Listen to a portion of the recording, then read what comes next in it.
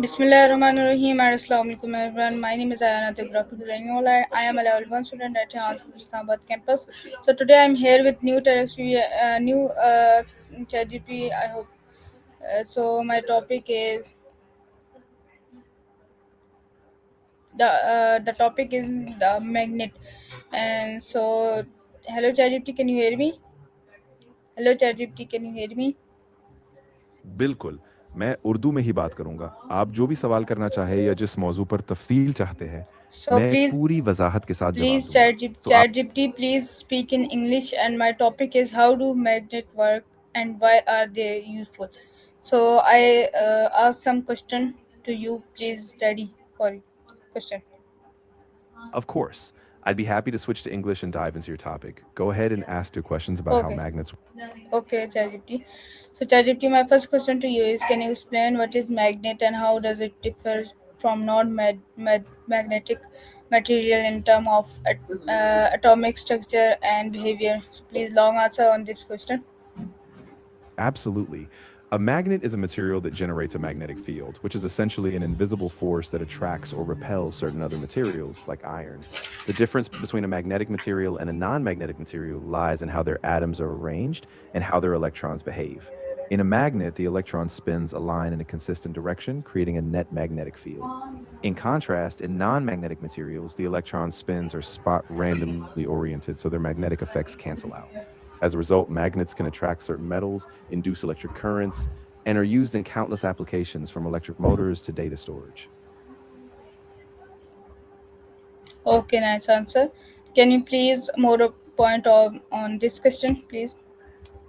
Of course, so diving a bit deeper, magnets are often made from materials with what we call ferromagnetic properties, like iron, nickel, or cobalt, where the magnetic moments of atoms tend to align. This alignment forms what we call domains, small regions where atoms all point in the same direction. In everyday objects, these domains are usually scattered and don't add up to any overall magnetic effect. But when the material is magnetized, these domains align, and the result is a strong, permanent magnetic field. Non magnetic materials like wood or glass have no such alignment. They're just randomly oriented, so any tiny magnetic effects cancel out at a larger scale. Okay, nice answer. So my next question to you is: can you explain in detail how a magnetic field is formed and how it behaves around different types of magnet? Please, long answer. Absolutely. A magnetic field forms from the motion of electric charges. So inside a magnet, it's essentially created by electrons spinning and orbiting around the nucleus of atoms. In a bar magnet, for instance, the field lines emerge from the North Pole and curve around to the South Pole, forming closed loops. In different types of magnets, like a horseshoe magnet or an electromagnet where current flows through a coil, the field still forms closed loops, but it can be shaped differently. Around a bar magnet, the field is strongest at the poles and weaker in the middle. In an electromagnet, the field can be turned on or off or intensified by increasing the current. In all cases, the magnetic field exerts forces on other magnets or magnetic materials, guiding how they align or move. In short, the field is a dynamic, invisible force that shapes how magnets interact with the world around them. Okay, more brief answer on this question, please. Of course, let's expand further. One crucial aspect is that a magnetic field is a vector field, meaning it has both strength and direction at every point. We often visualize it with field lines. These lines don't cross, they just form loops. The density of these lines shows how strong the field is. Closer lines mean a stronger field. Also, the Earth itself is like a giant magnet with its magnetic field extending far into space, which is why compasses point north. And beyond natural magnets, we engineer them, like in electric generators or MRI machines, where we precisely control the magnetic field to perform specific tasks. In summary, the way a magnetic field forms and behaves depends on the arrangement of atoms, how charges move, and the structure of the magnet, whether natural or man made. Okay, nice answer. So my next question to you is: can you describe the properties of magnetic pole and explain why like poles repel while unlike poles attract each other? Please, long answer on this question. That's a great question. The behavior of magnetic poles is all about the alignment of their fields. Each magnet has two poles, north and south, because the field lines must form continuous loops. When the opposite poles, north and south, come close, their magnetic fields align so that the field lines connect, pulling them together.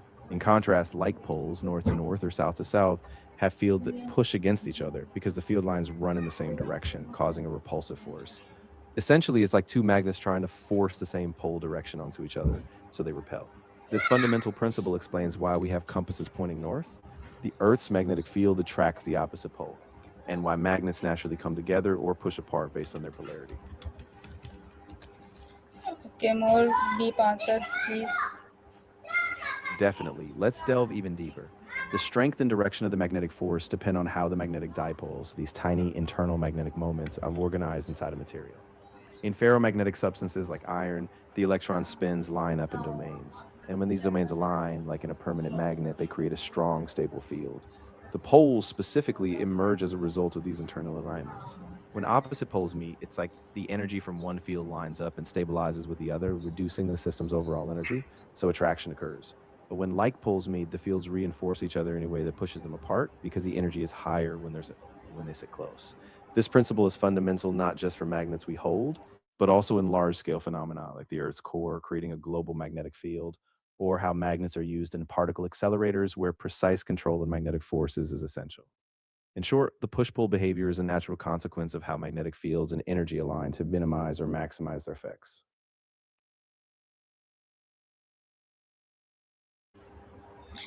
Okay, so Chatgpt nice answer. So my next question to you is, how does the strength of a magnet vary across its structures, and why are the poles stronger than the center? Great question. The strength of a magnet depends heavily on the alignment of the magnetic domains and the material's properties. In a bar magnet, the poles are stronger because the magnetic domains near the ends of the magnet are exposed, allowing the field to concentrate there. In contrast, the center of the magnet is a bit more balanced. Many field lines cancel out or spread out. Thus, at the poles, the field lines converge, making the magnetic force stronger. The exact structure also matters. For example, a horseshoe magnet focuses the field in between its arms, creating a strong attraction in that narrow gap. In summary, the strength varies because the field lines naturally concentrate at the poles, where the geometry allows them to focus, while at the center they spread out, reducing their intensity. Okay, okay, nice answer. So my next question to you is, please explain what happens when a magnet is broken into smaller pieces, and why do the new pieces still behave as magnet? Please long answer on this question. That's a fascinating phenomenon. When you break a magnet into smaller pieces, each piece becomes a new magnet with its own north and south pole. This happens because the magnetic domains inside each fragment realign themselves. In a larger magnet, the domains collectively formed one big north and south pole, but once broken, the domains still try to align internally. So each new piece, even though it's smaller, forms its own complete dipole. One end is south, and the other end is north. Essentially, the magnetism is a result of the atomic structure. So even when split, those internal alignments stay intact. As long as the domains can reorganize, each fragment acts like a smaller, complete magnet. So they all still attract or repel like a full magnet would. Okay, nice answer. So, ChatGPT, my next question to you is, what are magnet domains and how do they contribute to the overall magnetization of materials? Please long answer on this question. Absolutely. Magnetic domains are tiny microscopic regions inside a material where the atomic magnetic moments, basically the electron spins, are aligned in the same direction. In an unmagnetized piece of metal, these domains are oriented randomly, so their magnetic effects cancel each other out. However, when a material is magnetized, these domains align in a common direction. As more domains align, the magnetic field of each domain adds up, producing a strong overall magnetization. Essentially, the collective alignment of many domains determines how strong and how stable the overall magnet is. So, by controlling domain alignment, whether by heating, external fields, or physical shaping, we can make materials more or less magnetic depending on how those domains behave. I'm glad that helped clarify things. If you have Okay, any more questions, so my next question to you is, how does the alignment of domain change when a material becomes magnetized? Please long answer on this question. of course, when a material is exposed to an external magnetic field, like when you place it near a strong magnet or run a current through a coil, those tiny magnetic domains inside the material start to rotate and reorient. At first, they're random, so their magnetic moments cancel out. But when you apply a strong external field, these domains begin to pivot and align with the field. As more domains align, the material begins to show a net magnetic field. Once aligned, even if you remove the external field, some domains stay aligned, giving the material a permanent magnetism. In short, the realignment happens because the domains follow the external influence, reducing overall energy until the entire material acts like one strong magnetized piece.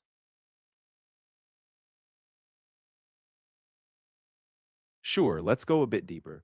The alignment process depends on what we call the magnetic anisotropy of the material, that is, whether certain directions are easier for domains to align with. During magnetization, the external field provides energy that overcomes the natural disorder. As the domains pivot, the ones that align with the field become energetically favorable, so the system settles into a state with a large net magnetization. If the material is soft, like iron, it realigns easily and loses its magnetization quickly. But in hard magnets, like some rare earth materials, the domains stay aligned much more persistently, creating a stable magnet. This process is key because it's all about lowering the system's energy. The domains align to minimize the total magnetic potential, and that's how a material becomes magnetized.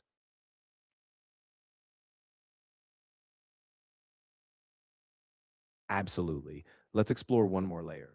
After the domains align, the strength of the magnet is not only determined by how many domains align, but also by how big those domains are and how easily they can move.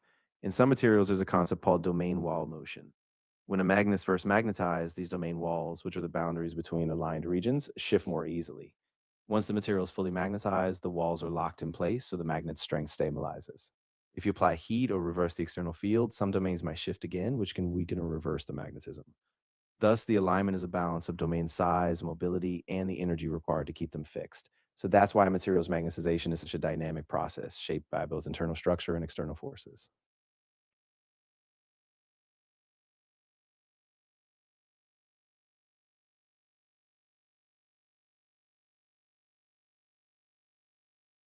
That's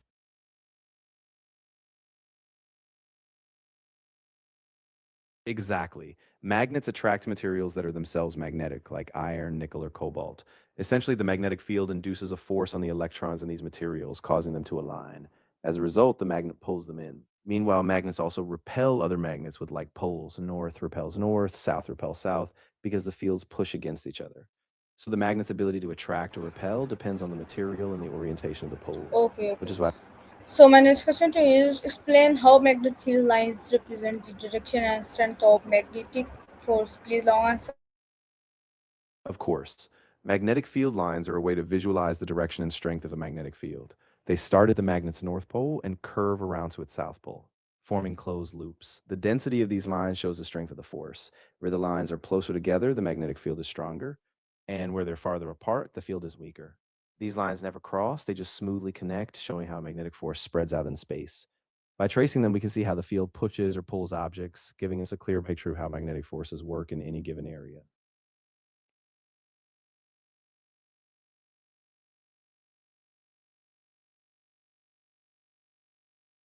Of course. Think of magnetic field lines like invisible pads that show how a magnetic force moves through space. They always come out of the north pole of a magnet and go into the south pole. Where these lines are close together, the magnetic force is stronger. So it's like the field is more intense. Where they're spread out, the force is weaker. By tracing these lines, we can see exactly how a magnet will push or pull on another object. In short, the lines are just a map showing the direction and strength of the magnetic field at every point. Of course. Another important point is that these field lines give us a continuous picture of how magnetic forces act, even when we can't see them. For example, if you put a small magnetic compass anywhere in the field, its needle lines up with the field direction. By using mini compasses or even iron filings sprinkled on a piece of paper, we can see these lines form patterns that help us understand the strength and direction of the force at each point. So these field lines are a crucial tool to predict and visualize how magnets interact, whether in simple experiments or in complex devices like motors and transformers. Okay, nice. So my next question to you is explain the difference between ferromagnetic and paramagnetic and diamagnetic materials with examples. Please long. Absolutely. So ferromagnetic, paramagnetic, and diamagnetic materials all respond differently to magnetic fields based on their internal structure. First, ferromagnetic materials like iron, nickel, and cobalt have atoms whose magnetic moments naturally align. In these materials, once magnetized, the alignment stays, giving them a strong, permanent magnetism. Next, paramagnetic materials like aluminum or platinum have unaligned magnetic moments. When exposed to a magnetic field, their moments align slightly, so they're weakly attracted. But once the field is gone, they return to random. Copper, bismuth, or water actually create a weak magnetic field in the opposite direction when exposed to an external field, causing a slight repulsion. In short, ferromagnets stay strongly magnetized, paramagnets only weakly respond and lose magnetism quickly, and diamagnets are repelled by the field. So these three types differ in how strongly and how permanently they respond, making them useful for different applications, from making strong magnets to fine-tune sensors. Okay, nice answer. So my next question to you is, can you explain me please the most important thing, that how does an electric current produce a magnetic field around a conductor? Abs- of course. The most important thing to understand is that when an electric current flows through a conductor like a wire, it creates a magnet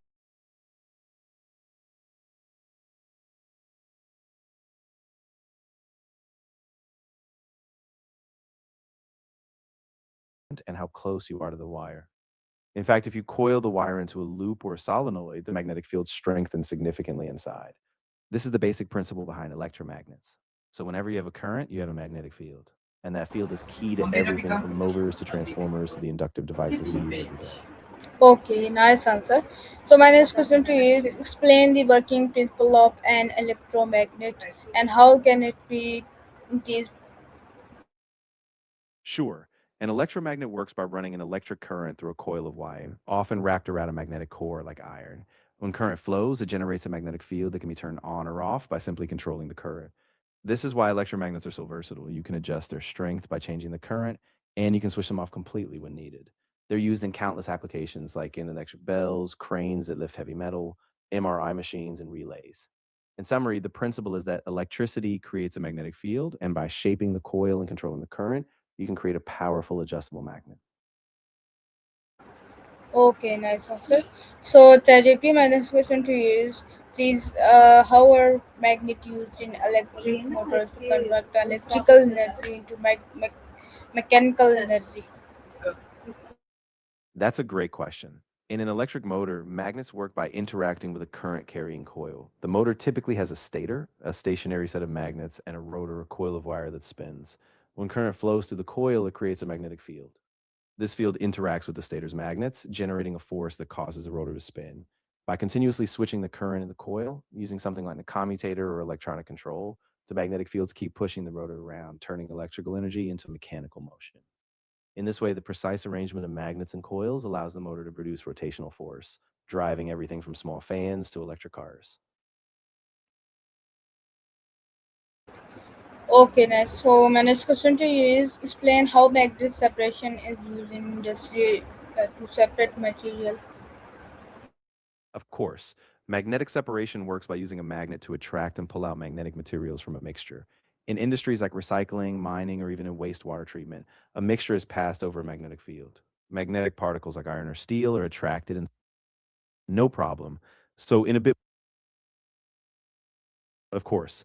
So, in a bit more detail, the mixture is often moved along a conveyor belt or passed through a liquid. And as the magnetic field is applied, the magnetic particles stick to the magnet while the rest continue moving. After separation, you can collect the magnetic fraction and process it further, while the non magnetic material is discarded or treated separately. This method is especially useful because it's efficient, uses simple equipment, and can separate even small magnetic contaminants from bulk materials, making it a vital tool in many industrial processes. Of course. Another key aspect is that magnetic separation can be used not only in recycling or mining, but also in scientific labs. For example, to isolate specific cells or particles. It's precise, doesn't require chemicals, and it's easily scalable from small lab settings to large industrial systems. So, by tuning the strength of the magnet and the speed of the conveyor or flow, you can separate even tiny magnetic components from a mixture, making it a versatile and powerful technique in both practical and research applications.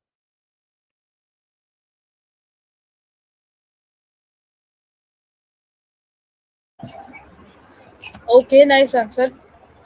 So my next question to I'm you really is, glad. can, okay. So how do loudspeakers and headphones use magnet to produce sound?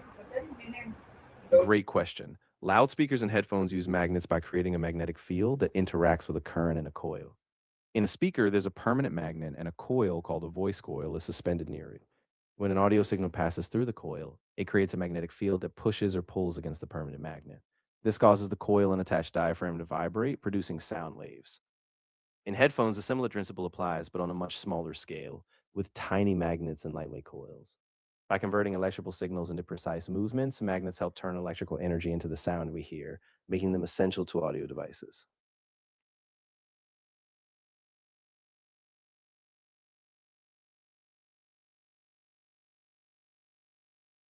Okay, so my next question to you is whenever magnetic is not used in um, sound and speakers, so why speakers are sound? Ah, great clarification. So, in some speakers, especially older or simpler designs, magnets aren't the main source of movement. Instead, they might rely on electrostatic forces or piezoelectric materials. In those designs, the sound is produced by changing the electrical signals directly into mechanical vibrations. So, even without a traditional magnet, other physical effects can still convert electrical energy into vibrations, which produce sound.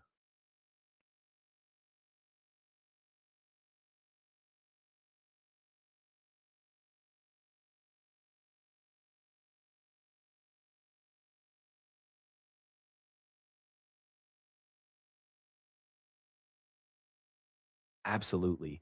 In MRI or magnetic resonance imaging, very strong magnets create a powerful magnetic field inside the scanner. This field aligns the hydrogen atoms in the body. Then radio waves pulse through, which disturb these atoms. When the atoms relax back to the original state, they emit signals. These signals are captured and turned into detailed images of soft tissues, organs, and structures inside the body. Because magnets don't use radiation like X rays, MRI is incredibly safe and gives very precise images, helping doctors diagnose and monitor conditions like tumors, brain disorders, and joint injuries. Okay, nice answer. So my next question to you is how are magnet used in credit card and security system? That's a great question. In credit cards and security systems, tiny magnets or magnetic strips store data. On a credit card, the magnetic stripe holds information like your account number and other details. When swiped through a reader, the magnetic data is decoded to verify the card. In security systems, magnetic sensors detect changes in a magnetic field, like in a lock or badge reader. So when the authorized magnet or card is near it, it triggers a secure action. In both cases, magnets let us store, read, and verify data quickly and reliably, making them key components in secure transactions and access systems. Okay, nice answer. So my next question to you, can you explain me please how magnet separation is used in industry to separate materials?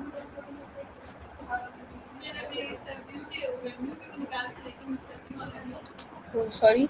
So Chatgpt, my next question to you is how can you create a simple magnet at home using basic materials? Ah, no problem. You can create a simple magnet at home using a nail and a battery. Just take a small iron nail, wrap a piece of insulated copper wire around it, about 50 or 100 turns, and then connect the wire into the battery terminals. The current flowing through the wire magnetizes the nail.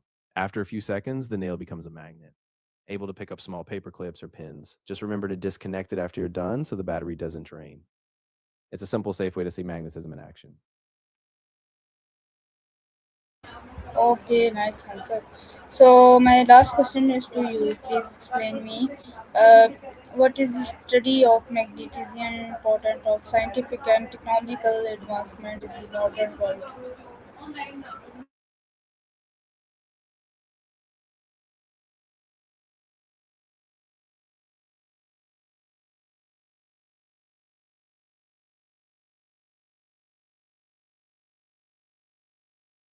That's a fantastic question.